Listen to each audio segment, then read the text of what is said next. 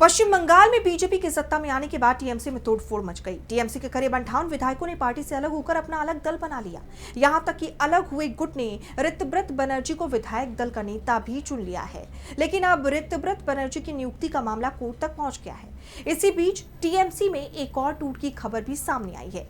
तो क्या कुछ चल रहा है इस वक्त बंगाल की सियासत में, जानेंगे इस रिपोर्ट में। पश्चिम बंगाल में सत्ता से हटने के बाद अब ममता बनर्जी के करीबी ही टीएमसी से मुंह मोड़ने लगे हैं, लेकिन अब उन्हें ऐसा करना भारी पड़ता हुआ दिखाई दे रहा है।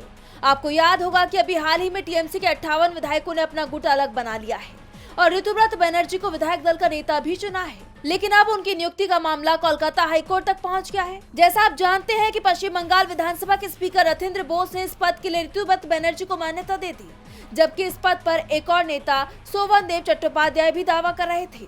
ऐसे में सोवनदेव चट्टोपाध्याय ने कलकत्ता हाईकोर्ट में याचिका दाखिल कर दी, जिसे हाईकोर्ट ने स्वीकार भी कर लिया है और सुनवाई की तारीख 11 जून तय कर दी है। इस बीच टीएमसी में एक और टूट की अटकलें तेज हो गई हैं। टीएमसी के 58 विधायकों के बाद अब पार्टी के राज्यसभा सांसद सुखेंदु शेखर रॉय ने भी इस्तीफा दे दिया है। रॉय ने इस्तीफा ऐसे वक्त में दिया जब ममता बनर्जी इंडिया गठबंधन की बेहद अहम बैठक में हिस्सा लेने के लिए दिल्ली पहुंची थी। इस बीच टीएमसी के राज्यसभा सदस्य सुखेंदु शेखर के इस्तीफे की खबर सामने आ गई। इसके बाद 20 सांसदों के भी पार्टी से किनारा करने की खबरें सामने आने लगी।